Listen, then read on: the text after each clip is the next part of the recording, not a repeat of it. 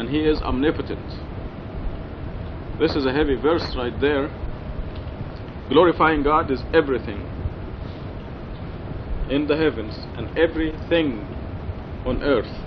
And this includes things, includes the bodies of the disbelievers. Because the disbeliever does not control his heartbeats. There's a specific number of heartbeats, and the disbeliever does not control that. God controls that. So the human body is glorifying God. Every atom in your body, every atom in this carpet and this wall is glorifying God. They follow, we have chemists and physicists here, and they know that every atom in the wall or the floor or the ceiling, inside this light, every atom has a nucleus and a certain number of electrons, and they're continuously moving in a specific way. It's a microcosm of the cosmos.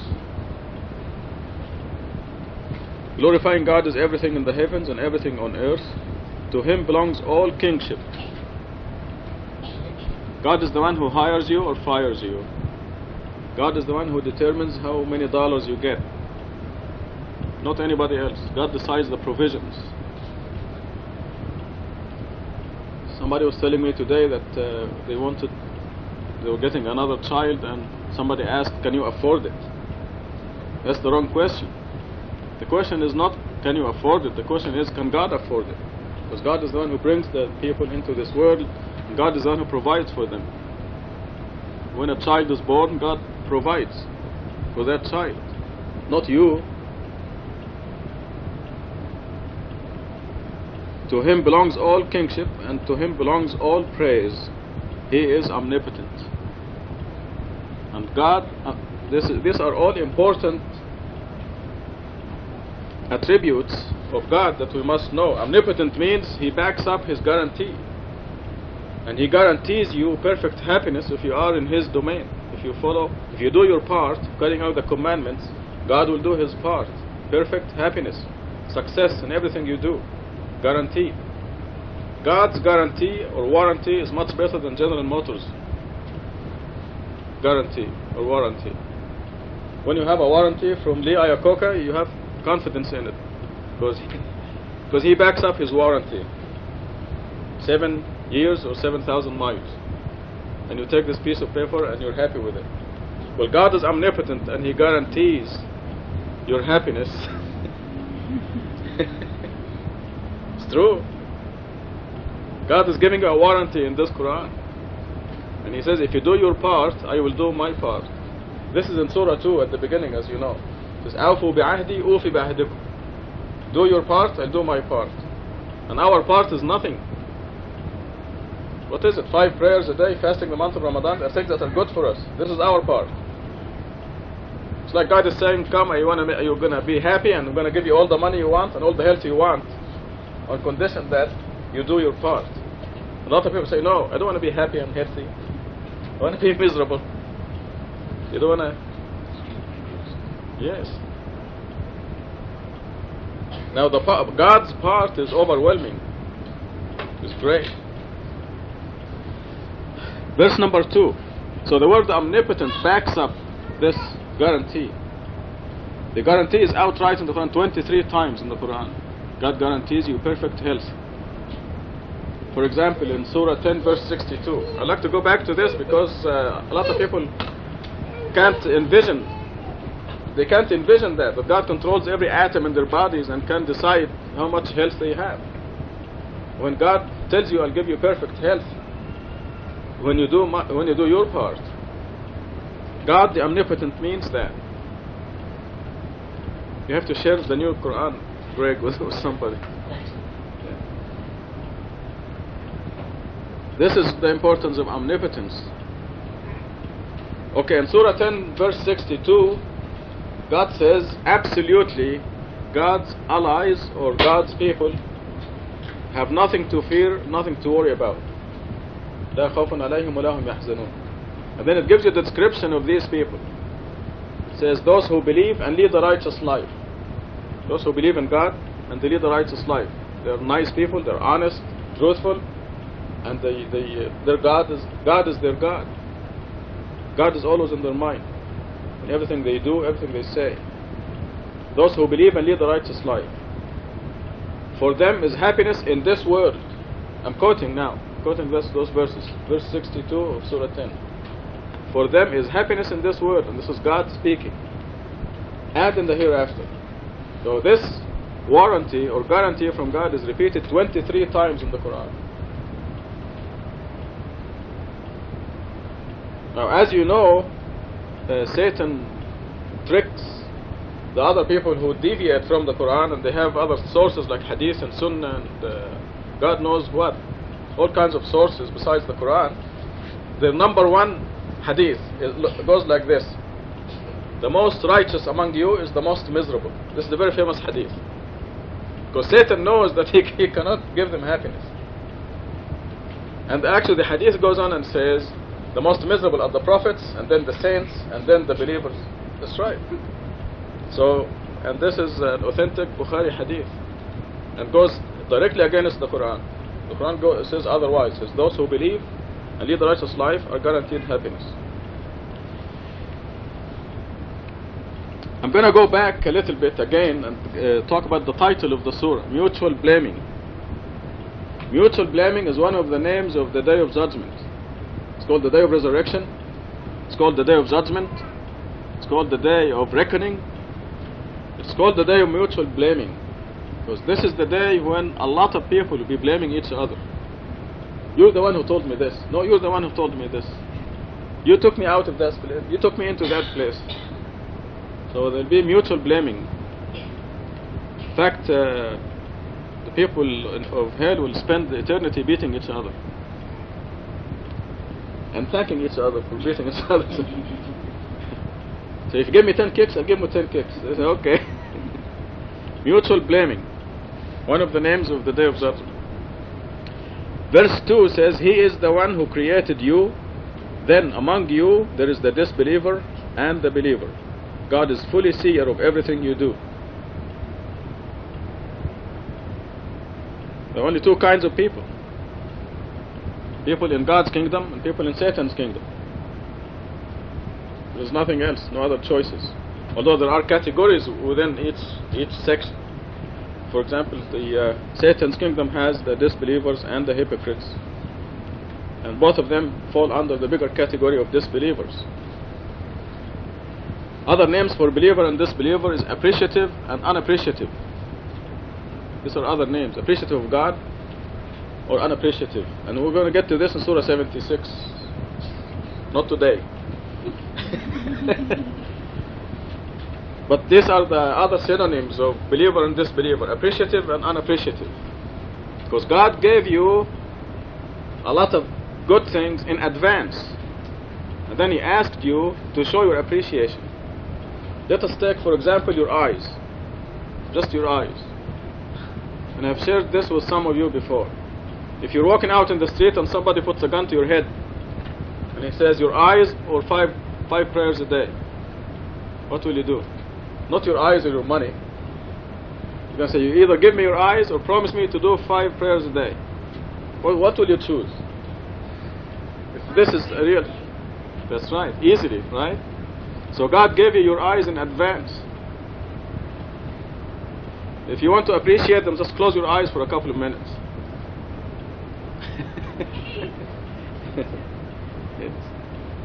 It's something that we take for granted. I hope none of you is colorblind, but if you look around and you see the red, the blue, and the green, and all these nice colors,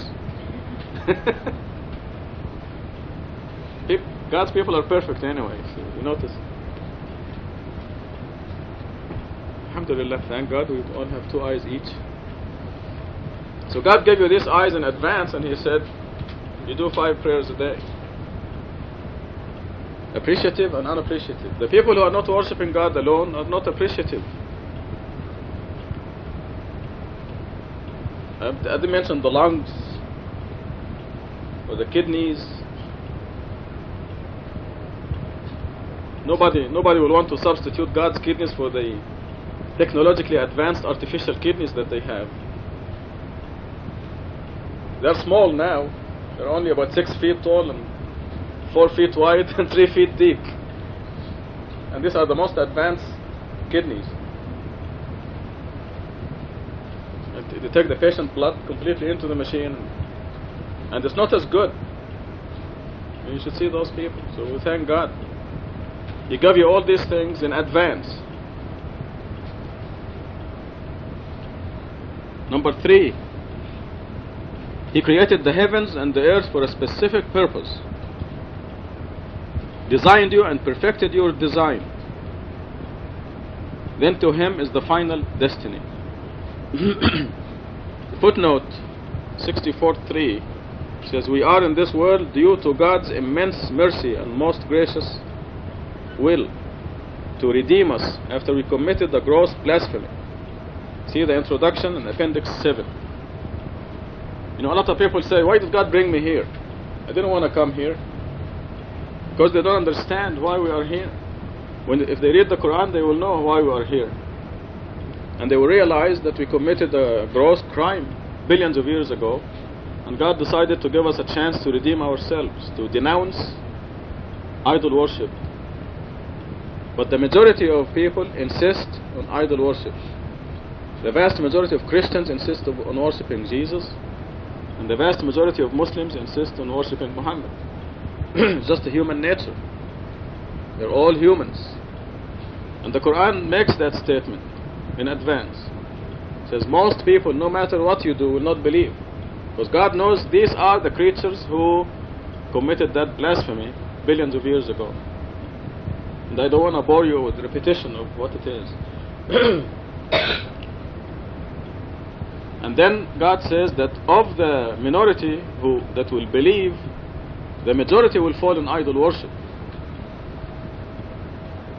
Because God knows, I mean, this is what brought us here. We did not uphold God's absolute authority. And this is why we have that tendency to idolize saints and prophets. The vast majority of people fall in that trap. So He created the heavens and the earth for a specific purpose, which is redeeming those among us who deserve to be redeemed. So we can go back and rejoin God's kingdom. If we fail, then we will be exiled from God's kingdom, and that is hell. It only makes sense, like I told you at noon today. If you're a chairman of the board of a company, you don't want the lazy employees that will cause the company to lose. And instead of God firing us completely, He said, I'll give you a chance to educate yourselves, redeem yourselves, and then come back to me. This is the specific purpose. God designed you and perfected your design. And the design of the human being is fantastic, and we never tire from describing it. Like I was using somebody the other day to give the example. Well, I can use Greg now. See, Greg is scratching his face. Okay, his hand is like this, but it goes like that, and then it turns and scratches his face. He takes it for granted. But this is quite a design. There are two bones in your arm here that can go around each other, so it can go like this. I mean, how many times do you take it for granted? You go like this, you don't even think. God perfected our design. Can you scratch every part of your body? This is God's design. Your arm is not too short. You can reach every inch of your body. Not me, but if I maintain the natural weight, I will. So it's my fault. If there is any flaw in your design, it's your fault.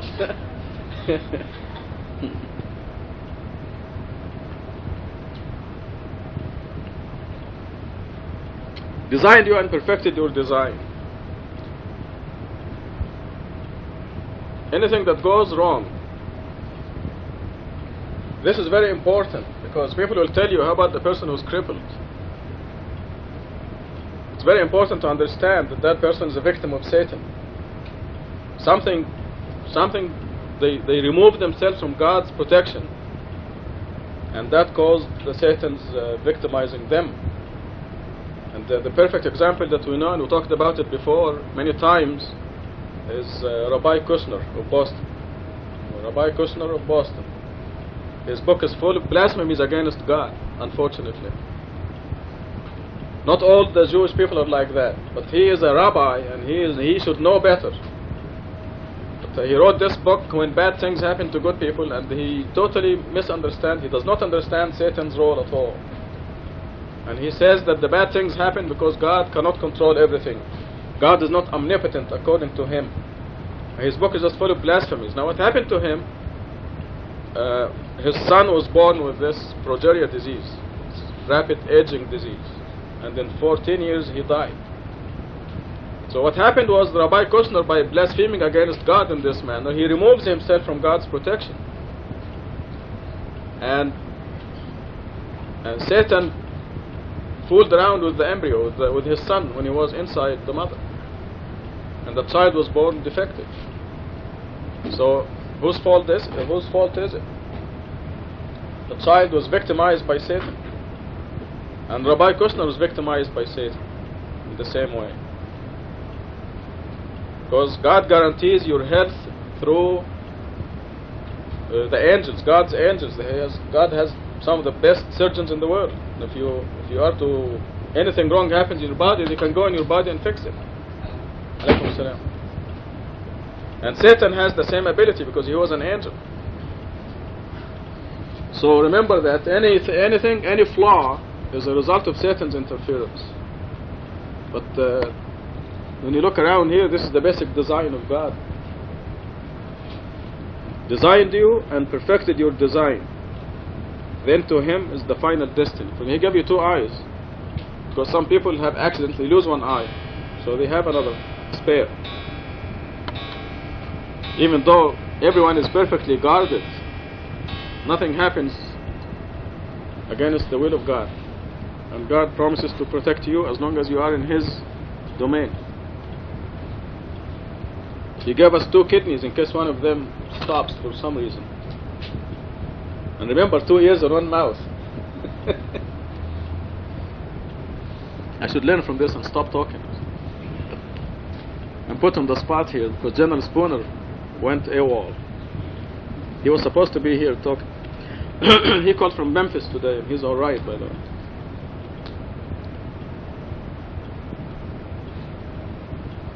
Okay, verse 3 ends by the statement, to him is the final destiny.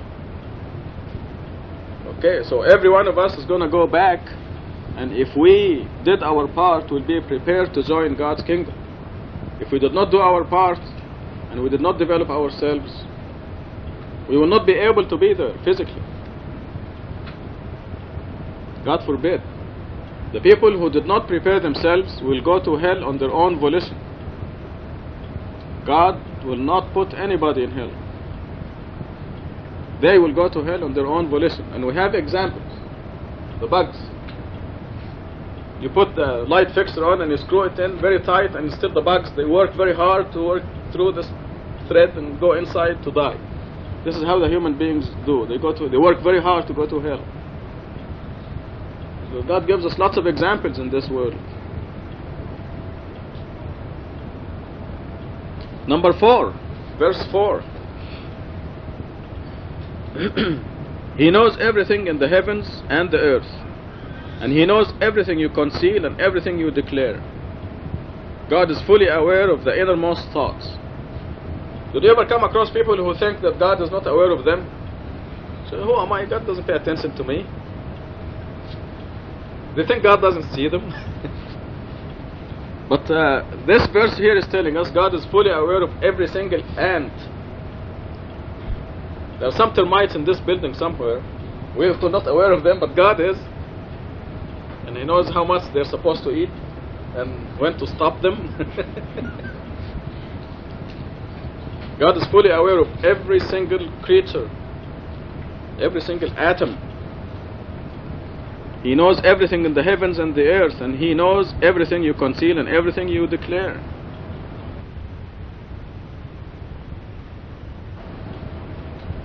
We just cannot have a complete comprehension of God's omnipotence and power. I mean, look how He created you, and the blood pumping in your body in a perfect design. If you sleep in your arm for a couple of hours at night and the circulation is not right, you get a nightmare or something to move you, because the circulation has to be perfect.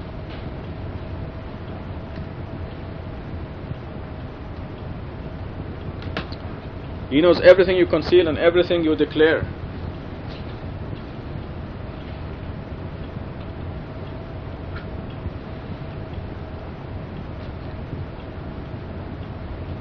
So if you do your part, God is aware of it. Everything is recorded.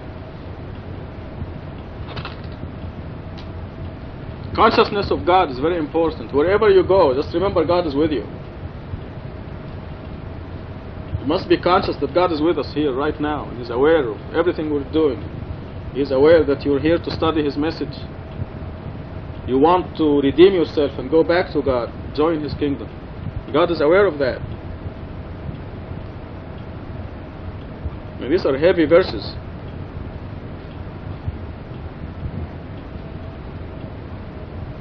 Verse number 5 says, "Have you noted those who disbelieved in the past, then suffered the consequences of their decision? They incurred a painful retribution." God is teaching us from the past history, and these are factual observations. We know that Pharaoh drowned in the sea. We know that. We know that Moses and the believers crossed the Red Sea. There were no bridges then, no Golden Gate Bridge, but they crossed the Red Sea from Egypt to Sinai. We know Pharaoh drowned, and his body is full of salt in the Cairo Museum. Have you noted those who disbelieved in the past, then suffered the consequences of their disbelief, their decision? And usually it is the end that counts. See, the believers may go through a purification process, a polishing process, like the stone that goes through a lot to become a gem. But there is these machines, these polishing machines are very severe. So the believer may go through that, but he or she will emerge like a gem in the end, and will have all these guarantees will be fulfilled. The purpose of a purification process is just that, purification, to make you a perfect human being, a person who does not lie, cheat, trustworthy, righteous. Purification. And God will take each one of these at a time and cleanse you from it through a polishing process. Remember Shahan's khutbah on Friday when he didn't want to do the push-ups? See, he's young and he's going through the polishing process, but he will emerge like a gem. Purification process done by the master purifier. But those who disbelieve, their end is always bad, always. Their last 15 or 20 years are the most miserable years of their lives. And the opposite is true with the believers. I think tonight we're going to come to the law that says that nothing happens to you except in accordance with God's will. This is one of the two important laws. The other law says nothing happens to you except as a consequence of something you have done. These are negative. Nothing except. Nothing happens except as a consequence of your work.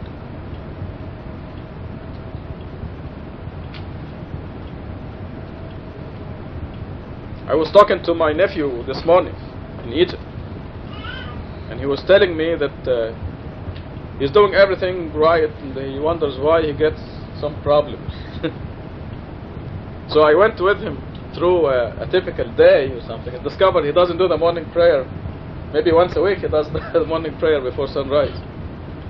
So I taught him the law. I said the law is nothing happens to you except as a consequence of something you have done. I told him that God loves him, and wants him to do the morning prayer. This is probably what God is choosing at this time to purify him. Every time he misses the morning prayer, he'll get a pinch, until he does the correlation and realizes that God is aware of him, and like he's watching, as if he's the only one on earth. And whenever he misses the prayer, he gets the pinch. The correlation is immediate. And this is why we have also the other law that says worship God in order to attain certainty. This is how you attain certainty, because with this immediate correlation, you're going to realize that God is watching you as if you're the only person in the universe. And when you make a mistake, you get a pinch. It's a kind pinch. It hurts, but it gets your attention.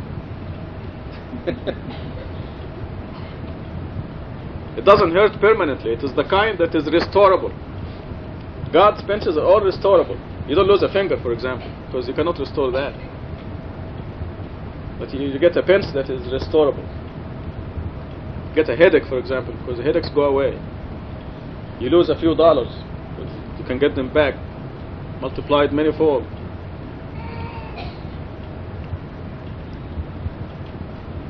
So this verse number 5 reminds us of these two laws, two important laws. Don't forget them. I think we're going to get to the one that says nothing happens except in accordance with God's will. I believe it is in this surah. Oh, okay. And the other law says nothing happens to you except as a consequence of your work. Nothing happens. I mean, it's quite a statement. Begins with the statement nothing.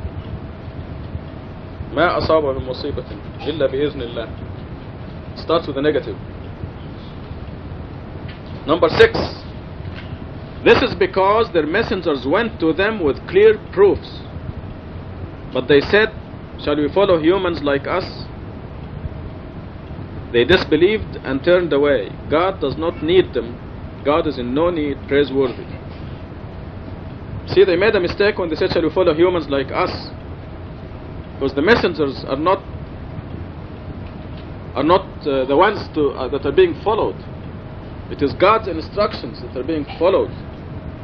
The messenger is one of the people around, is the same as they are, and he himself is required to follow the instructions. So we are all following God when we look at God's teachings and follow them. But here their ego is an important test. So we're told that the painful retribution that is in verse 5 came to these people because their messengers went to them with clear proofs. When Moses threw the staff, became a serpent in front of Pharaoh and swallowed everything else, they still did not believe. God made the Nile into blood in front of them. They couldn't drink for 7 days. And they told Moses, ask your God to give us water again, we will believe. As soon as he became water again, said, na na na na na na. We will not believe. I mean, what is this? Frogs, lice, locusts, 9 plagues. And every time they said, ask God to relieve this and we will believe, and then they reneged. So God is fair. When they drowned in the Red Sea, they deserved that. But God gave him enough warnings. This is because their messengers went to them with clear proofs. In this day and age, we have the mathematical code of the Quran, proving this is God's word. But they still make all kinds of excuses to avoid it.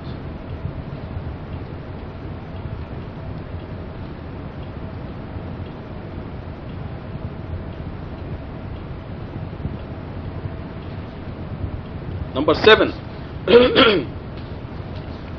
Well, I won't go back to 6. God's proofs are always clear and overwhelming, as we are experiencing right here in this mosque.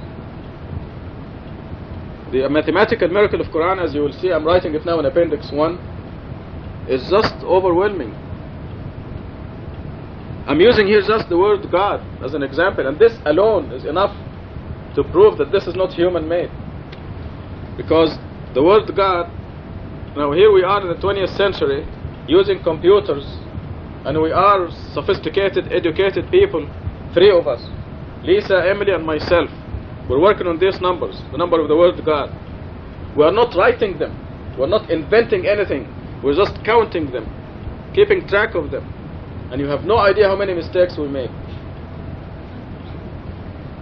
Computers and all. So it makes us appreciate the miracle even more. I was typing a number 2492, for example. And I switched the 9 and the 2. Make it 2429. So I was off by about 70. And there are many other examples where I was off by 1 or 2. But the Quran is perfect. 2,698 of them. That is 19 times 142. And if you take the verses, wherever you see the word God, see, for example, in this page we have verse 1, 2, 4, 6, 7, 8, and 9. You take these numbers in the whole Quran, wherever you see the word God, and add them up, the total is 118123, which is also a multiple of 19. And this will be printed on the last page of the Quran. This alone proves that this is not human-made. I just don't see how they will face God on the day of judgment, people who can look at this and still reject it. I'm trying to emphasize the word clear proof. So clear. And Muhammad couldn't do this. How will you keep track of the word God, the Quran, without computers when we made mistakes? And it's already in front of us.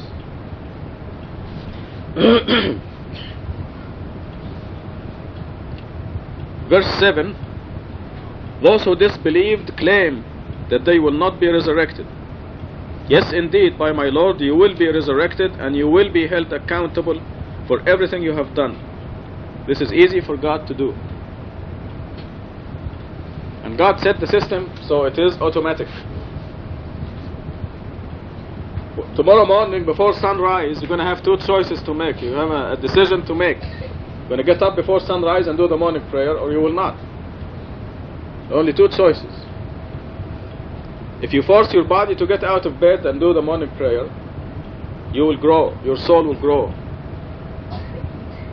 And to put it in our world's terms, you will make a deposit in your post-retirement account.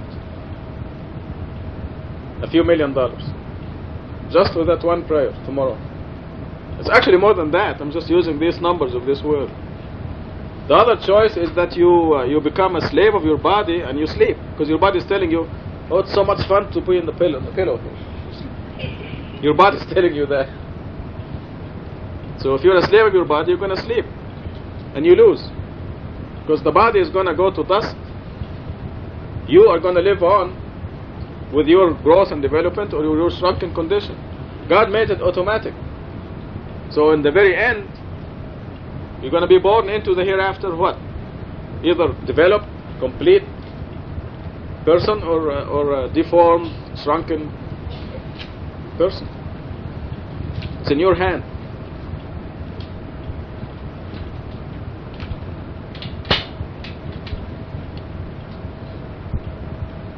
Those who disbelieved claim that they will not be resurrected. Yes, indeed, by my Lord. Remember, these are mathematically composed letters. God is telling them, yes, indeed, by my Lord. This is the Quran speaking, by the way. Yes, indeed, by my Lord. You will be resurrected and you will be held accountable. You'll be held accountable in this manner. Remember in Surah 17 where it says, nobody will need to be asked, what wrong did you do? It will be obvious who developed and who did not develop.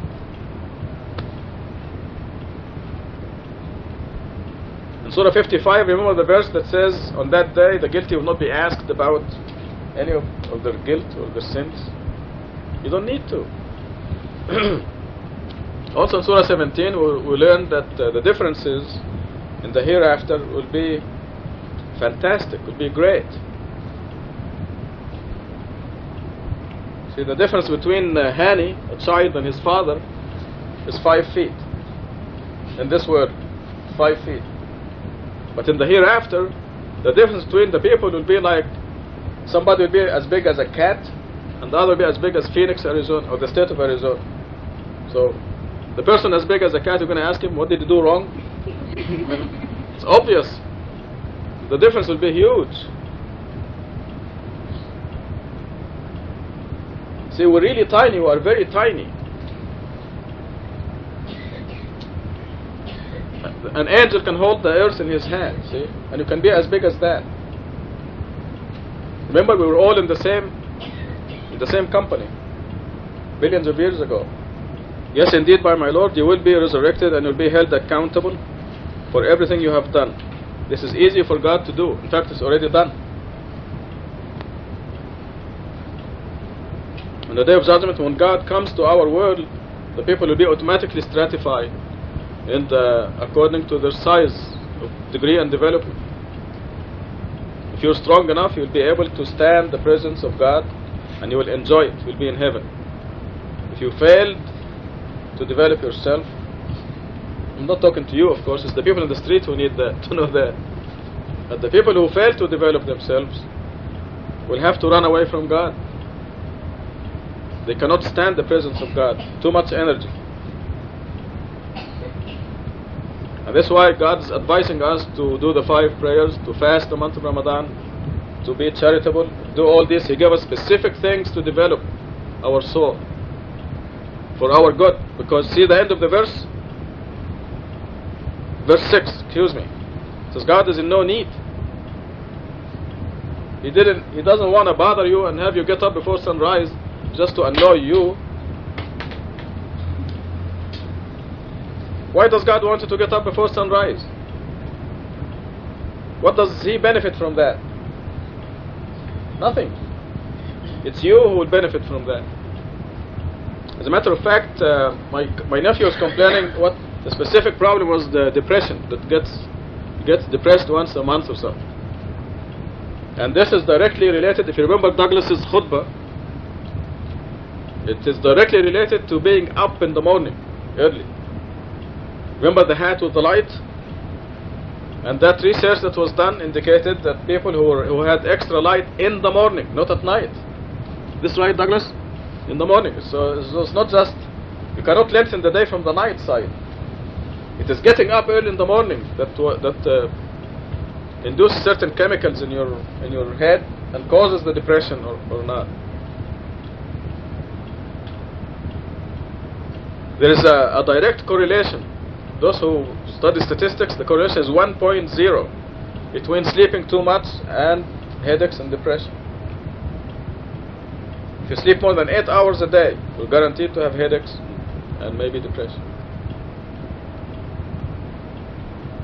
So God is advising you for your own good. God is in no need. Number 8. Therefore, if you are smart, you shall believe in God and His messenger, and the light that we have revealed herein. God is fully cognizant of everything you do. This is God's message to the people. After showing us the positive incentives and the negative incentives, God is giving you the conclusion. Therefore, you shall believe in God and His messenger. Why does God want you to believe? If He doesn't need us, it's because He loves us. God loves you. He wants you to believe and follow this light of the Quran to be redeemed, to be saved, to be happy here in this world and in the hereafter. You see this verse that talks about retribution in verse 5. You see, a lot of people make a mistake thinking that they have to die first and go to the grave for millions of years and then get up before they receive their reward or their punishment. And they just, oh, go forget it, come on. Millions of years, they think. They don't realize that the happiness and the retribution happen here. It is repeated so many times throughout the Quran that we pay here. It starts here. When you make deposit in your post-retirement account, you draw interest here and benefits in this world. Or you shall believe in God and His messenger and the light that we have revealed herein. God is fully cognizant of everything you do. Number 9, the day will come when He summons you to the day of summoning. That is the day of mutual blaming. Here you have two names of the day of judgment. The day of summoning, you will be summoned. It is as sure as the sunrise tomorrow morning.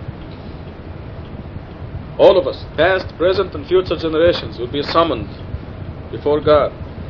And that's the day of mutual blaming.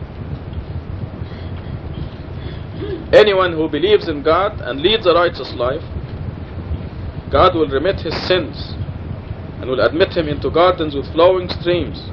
They abide therein forever. This is the greatest triumph. So our part is so easy.